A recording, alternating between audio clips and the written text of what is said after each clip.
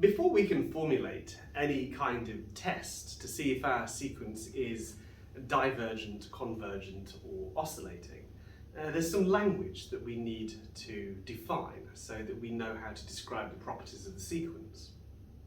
So take this, the sequence alpha n. Now I mean by this just any sequence like this, where n is just an integer value that's just increasing. That's what I mean. Now, I want to define the upper bound of this sequence. So we're going to call it u. Now, such as that u is always greater than or equal to alpha n. So of all of these various terms that are in this sequence, the very largest one is equal to u. It is the largest of the terms in the sequence. And this leads to some interesting but kind of obvious ideas. That if I had the upper bound and I took away from it any number whatsoever, I would find that that would always be smaller than at least one of the terms of alpha n, because alpha n was equal to the upper bound. So by taking away any number, we would find that we would always now have a value on this side that was less than at least one of those terms on the right-hand side. And so this is how we define the upper bound of a sequence. It's also possible to define the lower bound of a sequence. So the lower bound of a sequence, L plus E, is always going to be greater than alpha n.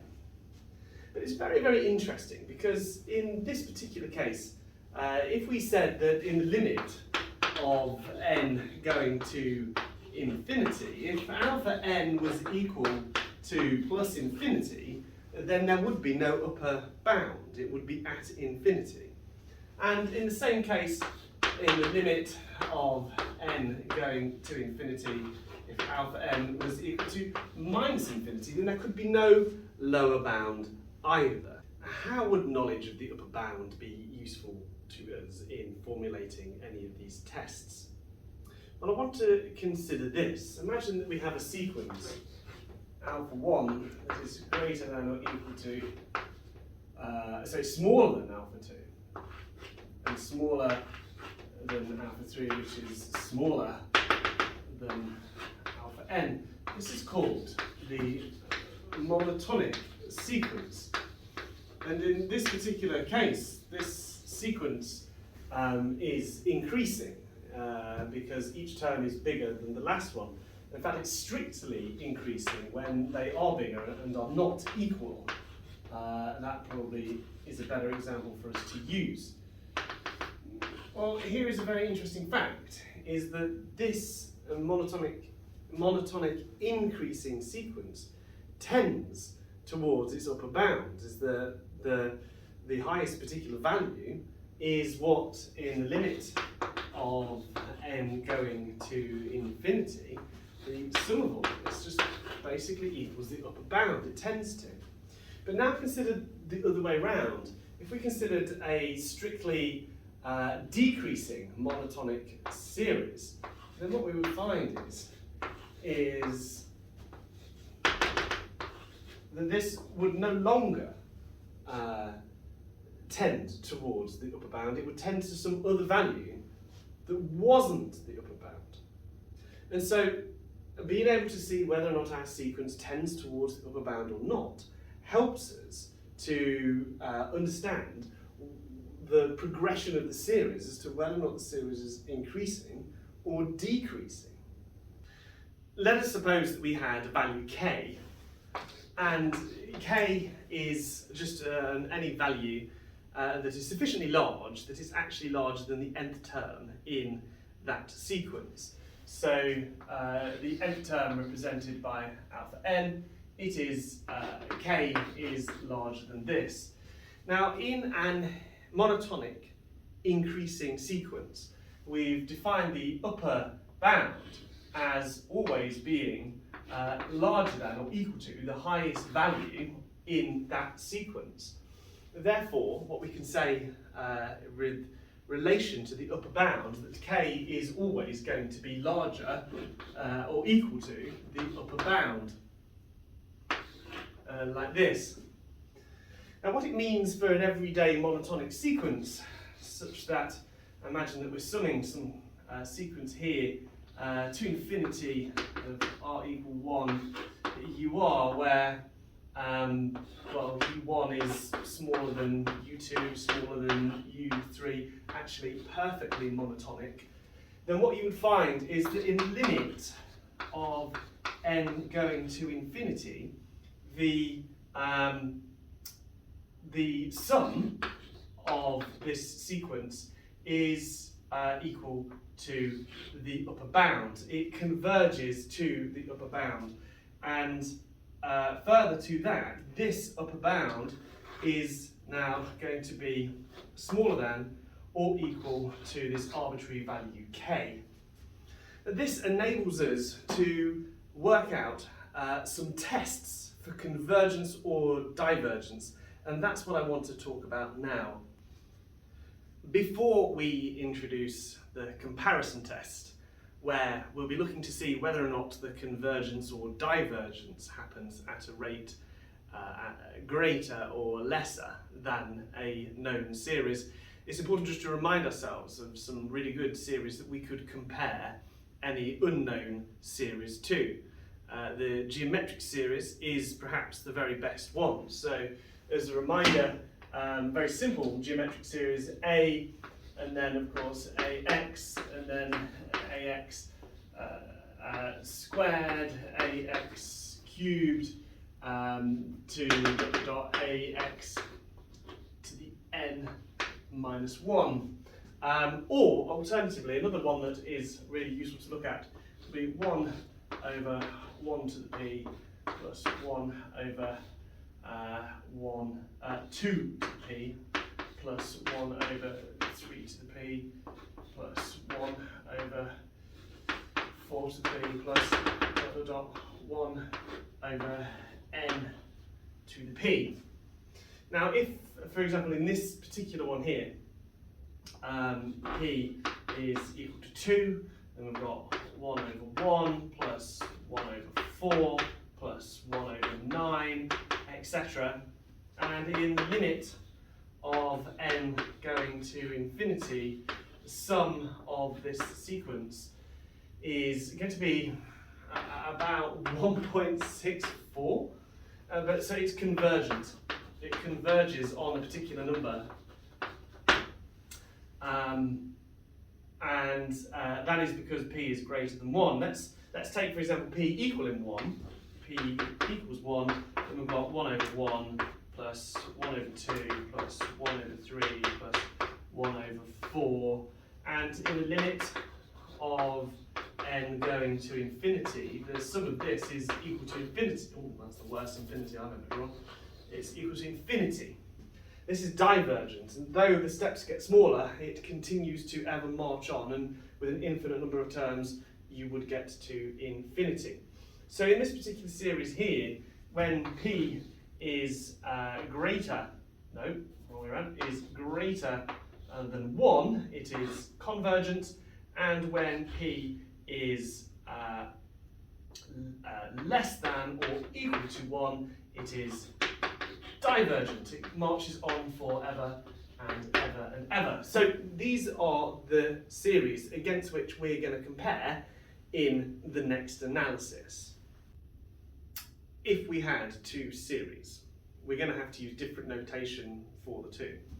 So I suggest we talk about the first series un, whose sum Sn, and second series Vn, whose sum sigma n.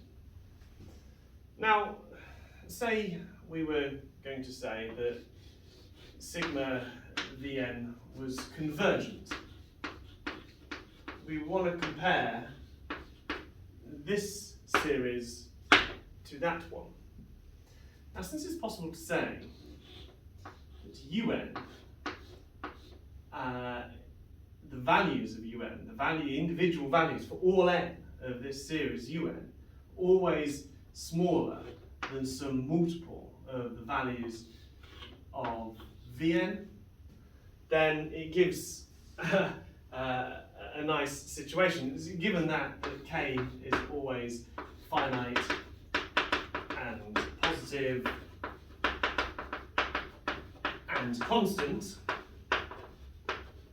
which is important, then what we find is the sum is equal to the sum of n r equals 1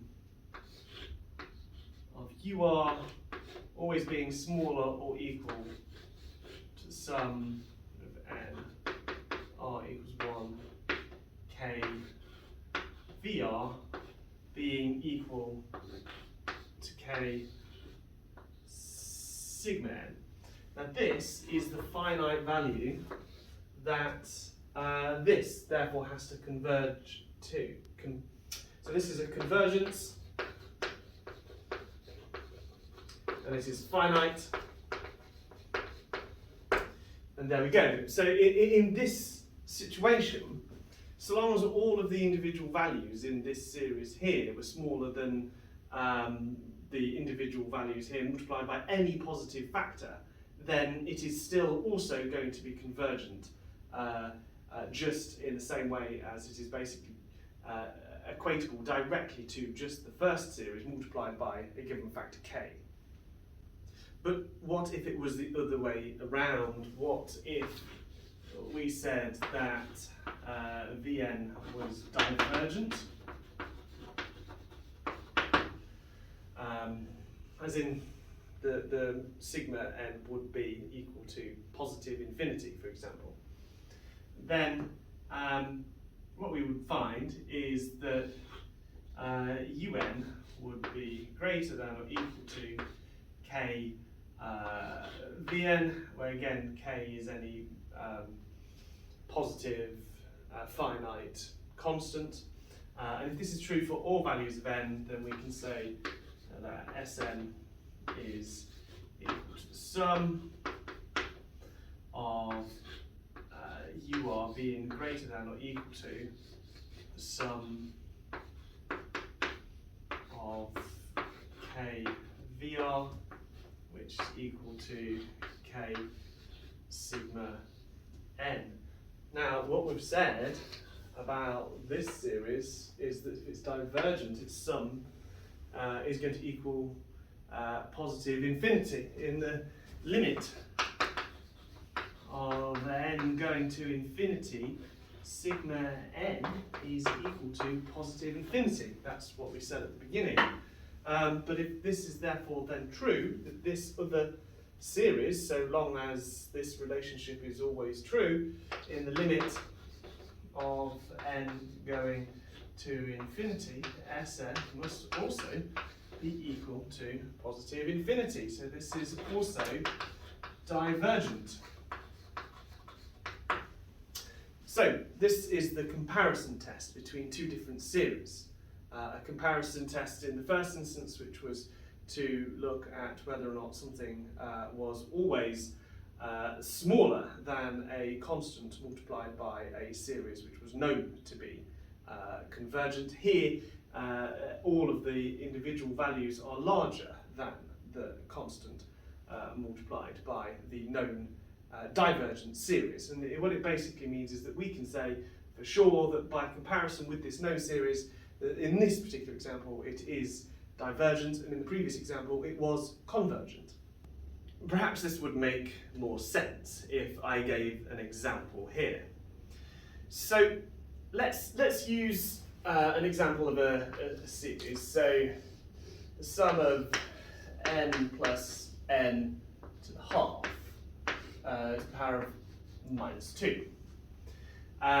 Let's have a little think about this. Is this going to be convergent? Well, what we can do is we can compare it to the sum of n to the minus 2, which we know all about from the previous work. So, first of all, let us imagine what this means. Is 1 over n plus n to the half squared. and this one over here looks like 1 over n squared. And for a sequence of n's, what we can do is we could look for the value of n, and for un here, and here for the value of n, we could find vn here. So when n equals 1, we can work out some values. Now, I'll put those in. I'm going to get a calculator and actually work out what those are. Bear with.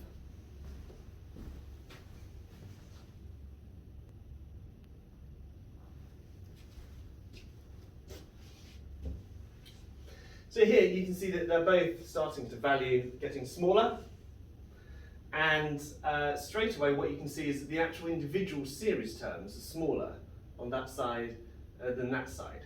And we'll probably find that for any n that's always the case, that this always has sequence terms smaller than that. In fact, also, if we looked at the sum as well, then what we find in the limit of n going to infinity, the sum of all of this lot would be equal to 0.53,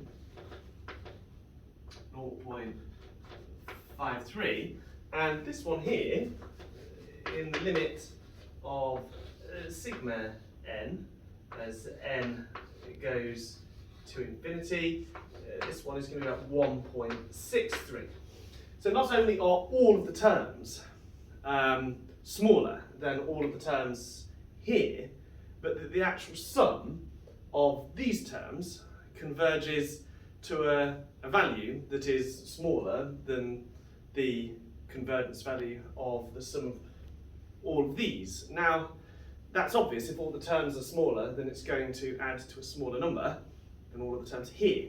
But the key thing is in the limit of n going to infinity of Sn being equal on this side, and in the limit of n going to infinity of sigma n on that side, what we find is that Sn is going to be smaller than k sigma n, which is always true.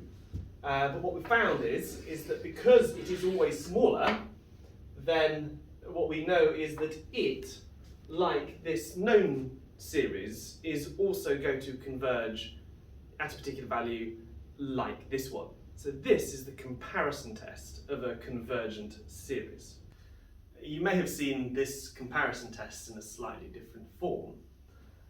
Take, for example, if we considered what the ratio as n goes to infinity of un to vn would be.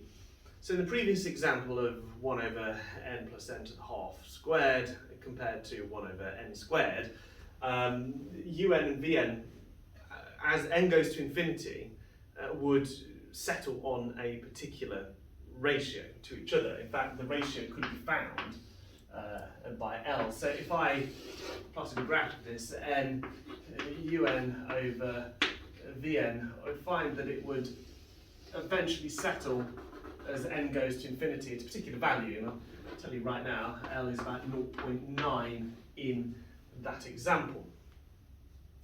Now, if that is the case, if it always does settle on a positive finite number,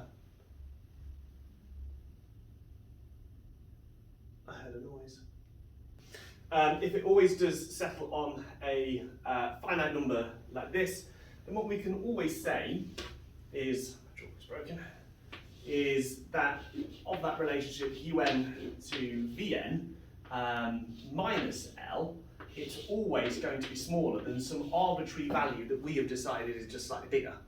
So if we said, okay, if we set E as 1, then this is always going to be smaller because L is less than that.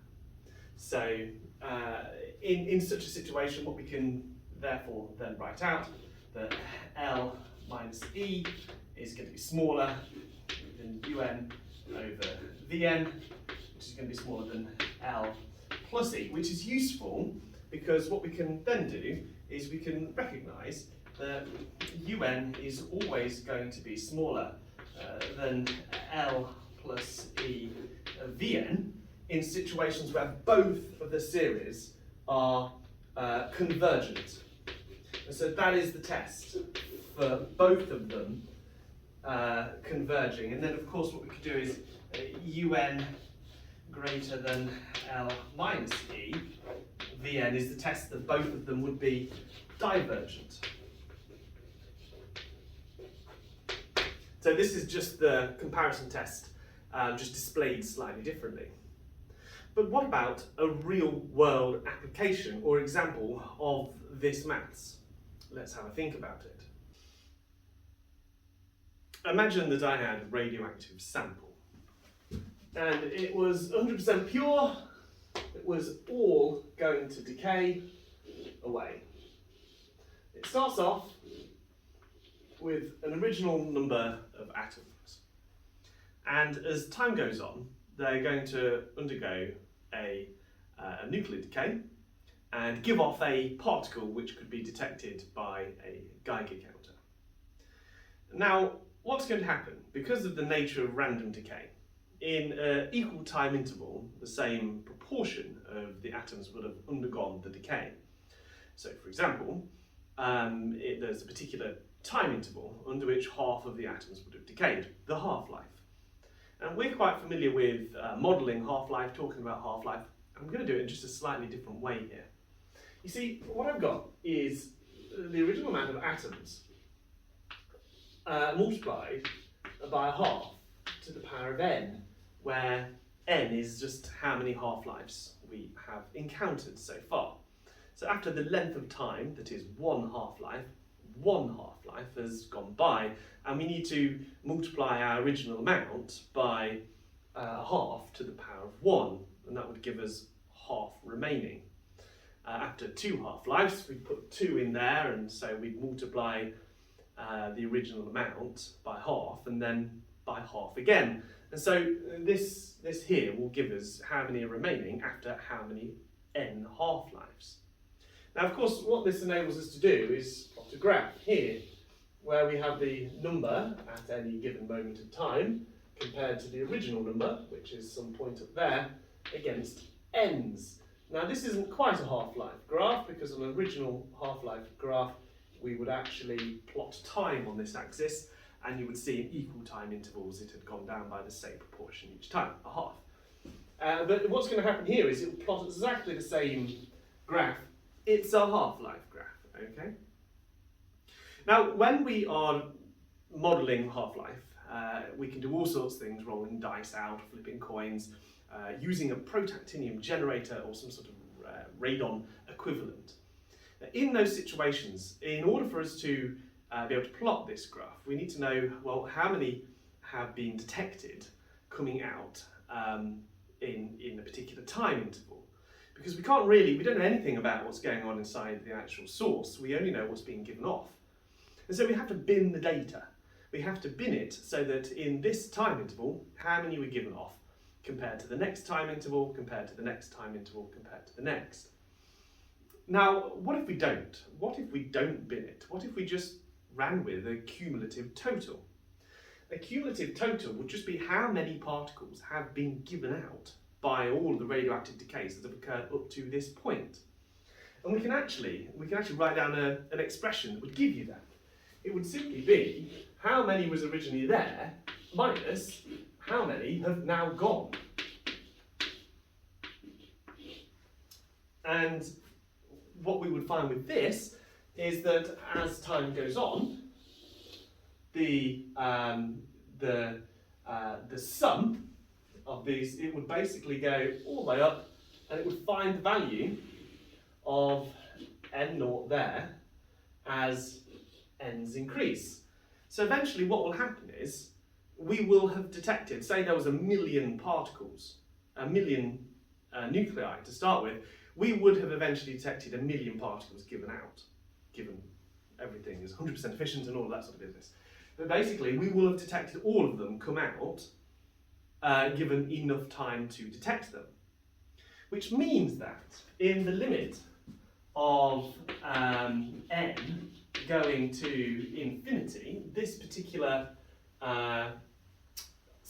series here, this convergent series, Sn, is going to be basically equal to n naught, because what's going to happen is as n gets larger and larger and larger, we're forever multiplying n naught by an ever smaller and smaller number until basically it's n naught minus nothing. And so that is why it is converging on this particular value. Now, using the tests that we had, that we've developed, the comparison tests, what if n naught had different values to start with? What if one sample was 1,000 times larger than the other sample? Then what we can do is we can use the same analysis as before, and what we're going to basically see is that if one of them starts at a higher number, so take for example over here, we have a sample whose n naught is equal to 1,000,000, and we have another sample whose n naught is equal to 1,000. Then what we're going to find is the amount remaining every time we've multiplied it by a half of this one is always going to be more than the amount remaining of that one. The amount of particles given off each time we are going to see is always going to be larger than the other one. And therefore it means that the total number of particles given off by this one is what's going to have to be more than that one, because there was more to be given off in the first place. What it means is they both have to be convergent, but on two different values. Okay. If we imagine this one being represented by the series un and this one as vn, both of which have their own terms and have their own values to given numbers of half-life, then either the amount remaining or the total number counted are predictably related to these formula over here. It means that what we can do is we can look at the analysis of un to vn, and that's always 1,000. This is always 1,000 times that one, no matter what happens. And using the treatment that we found before, is that if this is the common factor L, and in these two, this is very predictable because both of these, every n is going to produce the ratio of 1,000 between these two different numbers because of how simple this example is. But in the example we used before, the actual L just converged at some value when n went to infinity. Here it's always the same. But the ratio of one to the other is always 1,000 because they're both the same function, just starting at a different value. So un over vn minus 1,000 is exactly equal to 0. But what we're always going to say is here it is always going to be smaller than some arbitrary small number, like the number 5. And we can use this now as our test for convergence. Do both of these converge? And following what we've done before, we can say that un, a value of un, any particular value, so let's go for the n equals 1 value when it's halved the first time. Well, the value of un will be 500,000, and that has got to be smaller than L, that ratio, 1,000, plus the arbitrary E value, 5, multiplied by the Vn for n equals 1, which would be 500. And what we can see is, in fact, it is. That is absolutely correct, because what we've done is, this is, by multiplying that by 1,000, we've made that more than 500,000. And so it passes the comparison test. Both of these are convergent on different values, but they are both convergent because they follow this test.